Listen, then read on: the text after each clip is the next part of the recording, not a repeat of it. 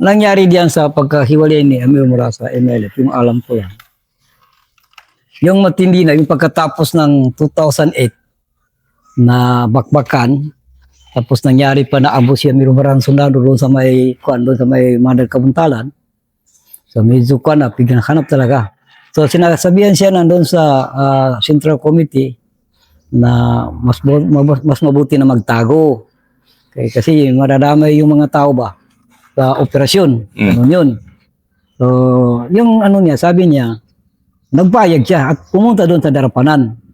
So yung nakapunang Darapanan, to pinagtatago siya ng Darapanan, ayawan ko lang hindi ko napuntahan yun. Pero ako hindi ako nagsama doon. Sabi ko hindi ako magsama diyan kasi mahirapan tayo sa pagkain. Kung hindi ako magpasok ka doon sa loob masyado, mahirapan tayo. Hindi ako nagsama sa kanya. So doon, pinagtatago siya ng mga pinuno namin doon sa Darapanan. Ayawan ko lang saan banda doon. So, nagkaroon naman ng kwan ba? Yun ang panahon ng pagkaroon din ng usapan ng MLF sa gobyerno. So yun siya Miro Marana, kinatago na doon. Kami, panahon na yun, diyan kami sa Cotabato na guerrilla. Kami ang humaharas ng minsan mga detachment diyan. Sige nga ba, ikwento mo nga, ano ba ang MOA AD? Ito kasi para sa mga susunod na henerasyon natin. Ano ba yung MOA AD? Bakit North Cotabato? Bakit Alyosan? Di ba sina Commander Aguila na si Ibrahim Odin, doon din siya base, di ba? Kasi yun. Pakikwento mo nga, ano yun? Ano ba yung nangyari doon? Dapat yung MOA AD, pipirmahan na yun. So dahil yun, hindi na napipirmahan yun. Kaya mayroong mga tao humaharang yata doon sa pagpipirma, anong salita doon. So nagkaroon ng opensiba yung MLF, BIAP. No, dahil doon sa hindi pagpipirma. So yun din hangar doon na pagkakaroon ng opensiba, tuloy mag-uusap ba. So yun. Ang nag-order yung Central Committee, opensiba sa guerrilla, ganyan. So yung nagka-opensiba, ang aming assignment sa opensiba na yun sa North Cotabato. Pero lang ba? Medyo sa plano, hindi nakakuan doon sa plano ba? Kasi yung mga kasama ba na pasaway talaga, yung si Karyal, sana sa amin, sa 105 assignment namin diyan sa North Cotabato, mag-survey sana muna kami. So ang ginawa namin noon, yung mga commandos, kailangan para ma-memorize ang terrain, mag-intake muna ng civilian doon para magsuri-suri doon, para makita yung area, ganyan. So yun, si Karyal naman, dahil pa sa'yo talaga, yung nag-survey siya, nagdala ng armas. Ganon. Yun, nagkabarya dyan ng kabko. Nagkabarya dyan ng mga kabko doon. So yun ang simula, nagkaputukan na doon sa North Cotabato.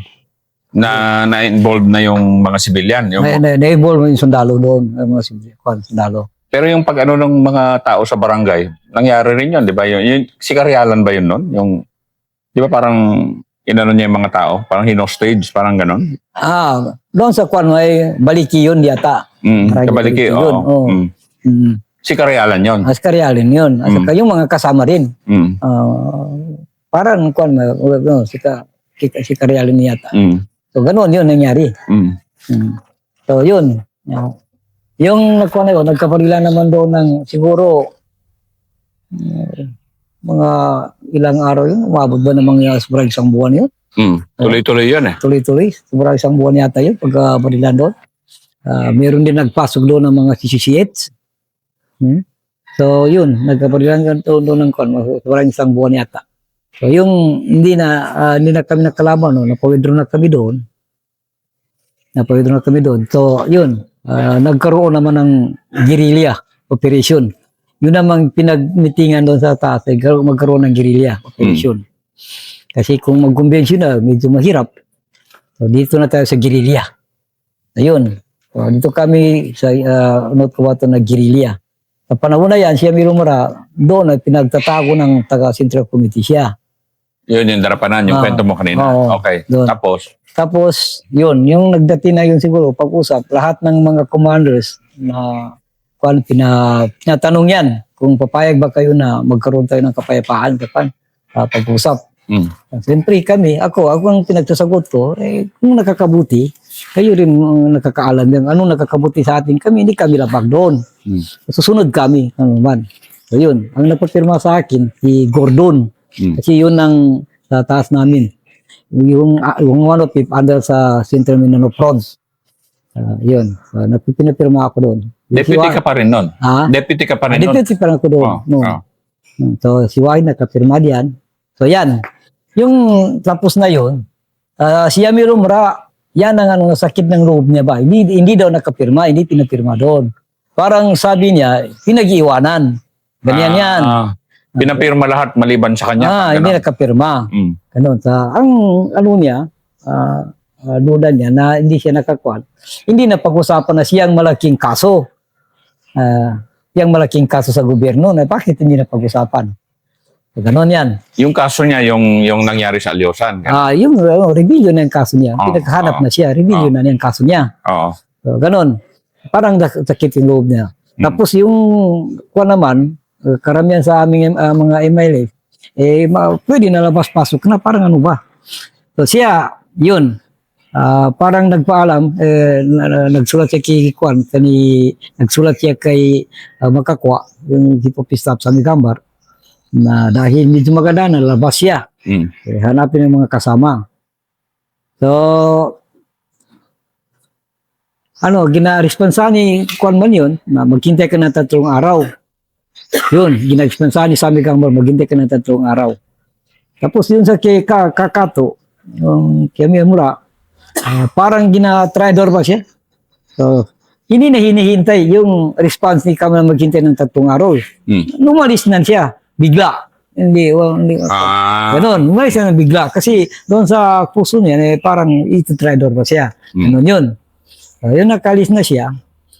Tumawag pa sa akin si Sami Gambar na yung uncle mo, ganyan, pinag-istorya na ba ganun? Baka kung nawala yan, pagbintangan ako na tinatrador ko.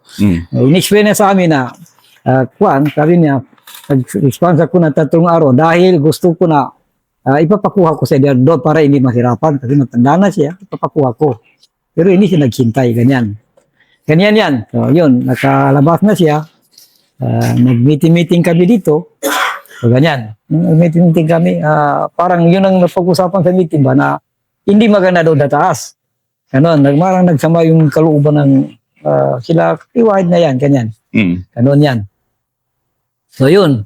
Pagkatapos ng meeting namin, nagawa siya ng resignation. From MILF? Doon. Nagawa siya ng resignation. Yun. Yun ang pinagsasabi ko sa resignation ay una-una matanda na siya, parang hindi na kaya daw ang posisyon. Pangalawa, sinabi sa resignation, sa pagkakaalam niya, kinatatakutan niya ng mga tao, yung mga sabi niya. Yun. So, yun. Tapos yun, tinatanggap na doon sa taas yan. Yan, ganyan yan. So, dahil doon, yun ang nagsimula na bakit nagtiwalag siya sa grupo ng MILF. Naging freedom siya eh. Freedom na siya. Oo. Ikaw ba pa? Ano ka? Sumunod ka sa kanya o ano nangyari sa'yo? Hindi. Ganito na. Kasi may nangyari doon na pinag-ipon ni Kagimurad lahat ng leader ng Monopip, mga Monopip. Siguro umabot kami ng mga 300 plus doon. Pinagsasabi niya lahat ng istorya ng ang pag-usap ng gobyerno, nagsasabi niya. Pagkatapos doon, open forum, na yung mga kasama wala mang nasabi. Tapos, doon sa last na yun, sinabi niya na doon sa pulong namin, yung resignation mo, si Camilo Marakato, tinatanggap namin. Pero hindi ibig sabihin na ialis ka sa MILF, kundi ipopromote ka. Sabi niya. Ikaw ba pa? Yun. Hindi, si Camilo Mura. Ganun. So, yun.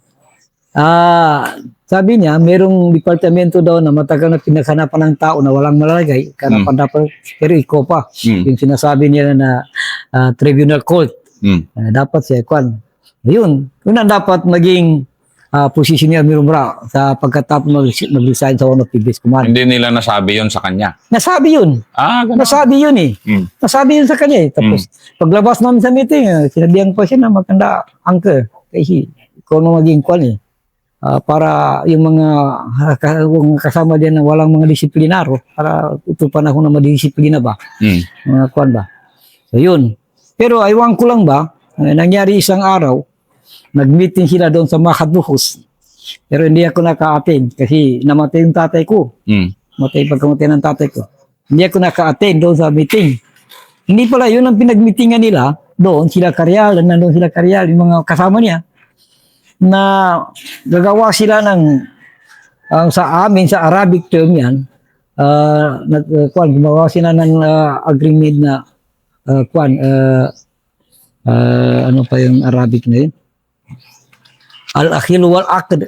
Parang yun, ibig sabihin daw, di ko rin ka, Arabic man yan, yung sa MLF, lahat ng kilos, gawa, mga kailangan dadaan pa sa kanila.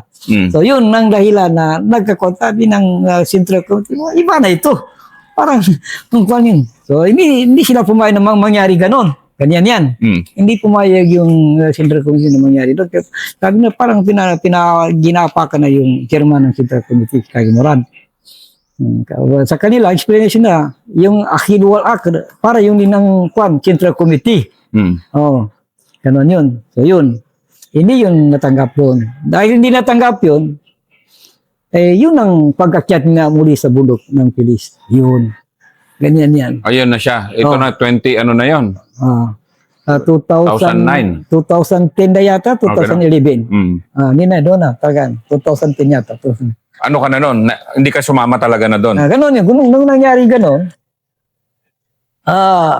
sa amin, merong yung nagtambay ng midnight. Hindi lang yung midnight, mga alas 2 sa madaling araw. 2 o'clock. Maghingi ng tulong kay Allah ba?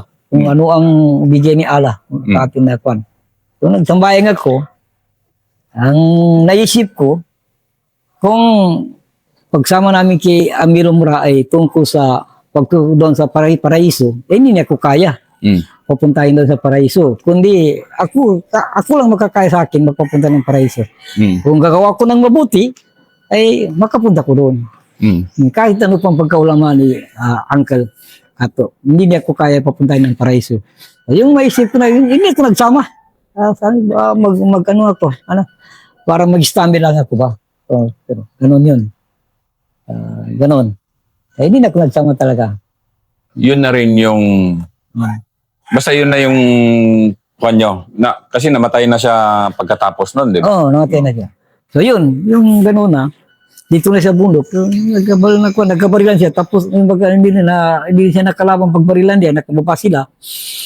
Nakadaan po sa akin yun. So yun, pero hindi na siya makakuan, ginadalalan siya, ginano. Matanda na. Matanda na. So yun ang last na usapan namin. Sabi ko, ganito na ako, dito na ako, diyan ka na lang. Pero dalangin natin kay Allah na bawat isa mayroon siya makamabigay na kagandahan sa bawat isa. So yun na lang pinagano namin. Okay naman. Okay naman. Ay, kasi relative pala kayo. Oo. Wala namang problema doon. So yun ang last na usapan namin. Pagkatapos nun ba pa, ikaw na ang na-promote na 105 na? Hindi pa. Kasi bago siya yung pagkalis niya ng 105, ang napalit sa kanya, si Zakaria Guma. Ganun. Deputy rin ako noon. So ganun. So yung deputy na si Kwan naman, si Zakaria Guma, doon pagka namatay na siya. Yung namatay naman siya, yung nag-meeting muna kami. Kailangan di mablanko lang matagal yung pagka-position ng Kwan. Nag-meetingan. So nag-meetingan namin doon, ay hanggat wala ma-assign yung Central Committee na siyang permanent base ng 105, magpalit-palitan kami. Ako, si Abduhak, si Ataka, si Muhyiddin. Yung base ng 105 na yun. Tatlong buwan yata na pag-usapan namin. So, ako ang nauna. Rotation kayo, gano'n? Rotation kami. Ako nauna. So, pagdating sa 3 buwan, nagsabi naman ko doon sa admin namin na wala na yung akin, tama na yung akin. Nagbalit naman si Muhyiddin. Pagkatapos niya si Abduhak, pagdating ng Abduhak, hindi na magpapalit. Hindi na nangyari. Hindi na magpapalit. Yung natapos na 3 buwan, dapat ako naman kasunod, Hindi na siya nag-contact doon sa admin na kwan. Doon, ganoon yun. Hanggang ngayon. Hanggat umabot na sa kwan, yun sa kwan na. Yung rido namin dito sa Kila Kagwahid. Yung namatay na yung Sianuar, yung mga kamag-anak ni Mayor Resti, pati rin kami. So yun, sa amin, pinaubayan namin sa pamunuan ng MILF yun, sa Central Committee, kung anong desisyon. Ang problema, yung taga-Ilian, ay haras na haras, attack na attack sa amin. Ganon yun. So yun, ganun talaga mangyari.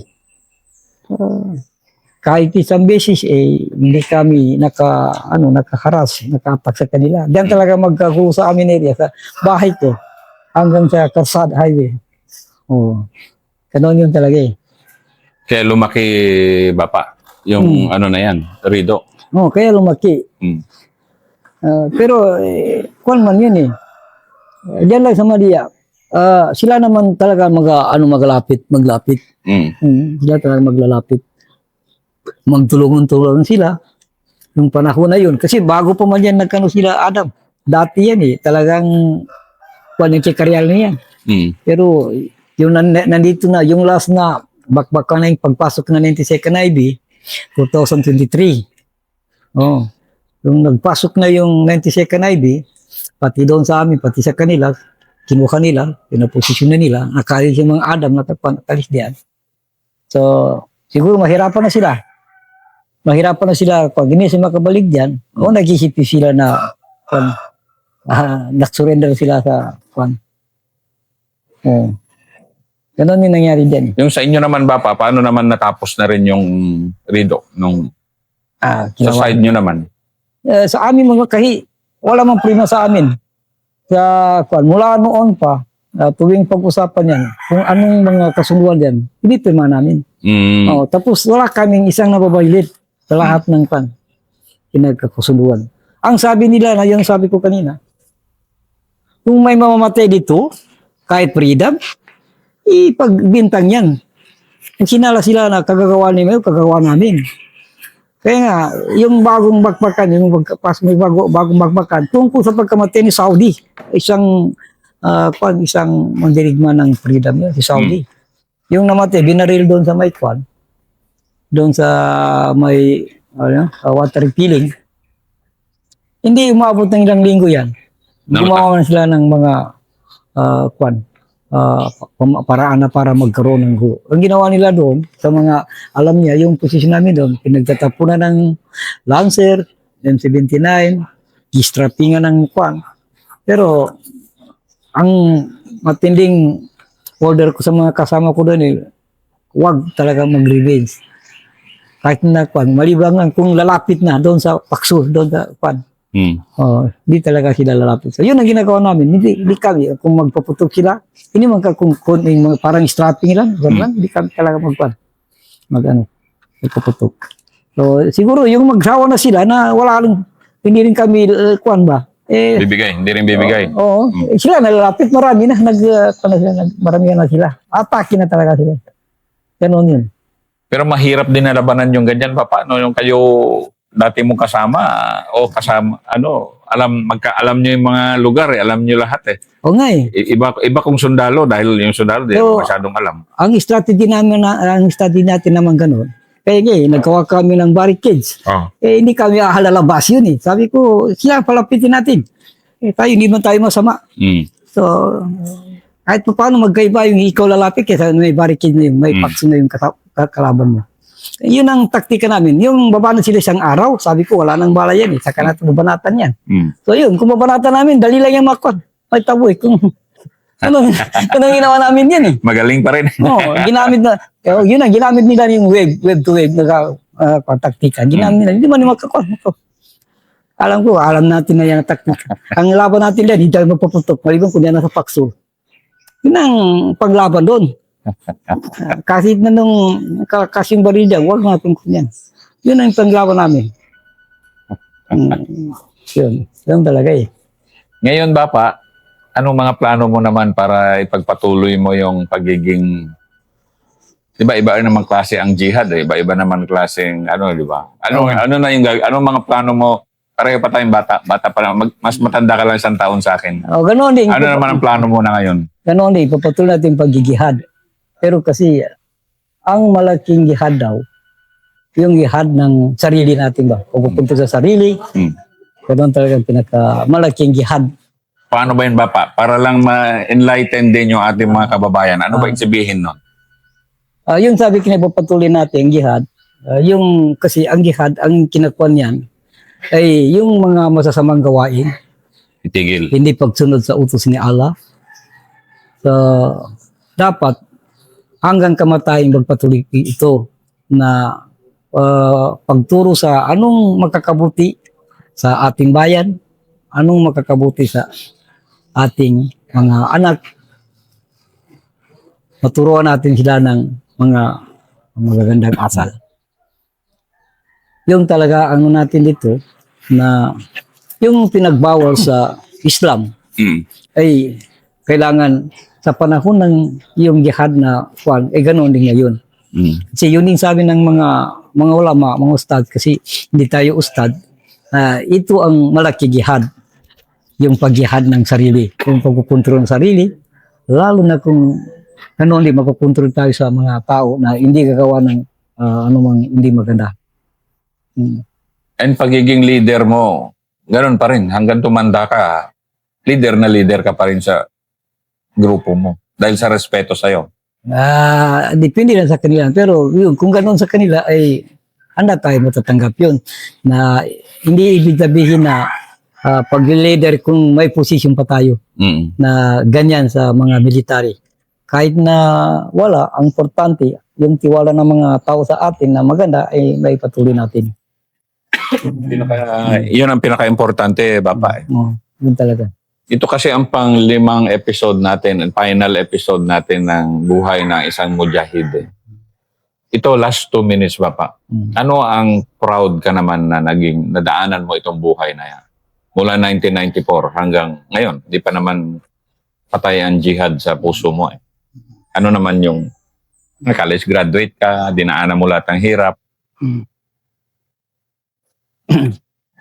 Yun, sa buhay ko, ay ito talaga ang di natin makakalimutan na kahit nga sa gobyerno ay masama ang paningin sa atin, pero hindi tayo ganon. Ang kuha natin ay sumali tayo sa ganitong pagkikibaka dahil ito sa kapayapaan ng Bangsamoro at kapayapaan dito sa buong Pilipinas. Ito rin talaga ang hangad natin mangyari na lahat ng tao, hindi lang Bangsamoro, kundi pati ang mga Kristiyano na magkakaisa. Alam din natin na ito ang makakabuti. Hindi tayo pumasok dito na para lang sirain natin ang mga kapwa nating Bangsamoro o sirain natin kapwa nating Pilipino o isirain natin ang gobyerno natin. Ang pinakamaganda dito, ang kagustuhan natin dito ay yung bangsa nating Pilipinas ay lalo pang gaganda. Kasi kung gaganda ito, ay gaganda rin ang pamumuhay ng lahat ng tao na nakatira dito sa buong Pilipinas. Maraming salamat, Bapa. Maraming salamat din sa iyo.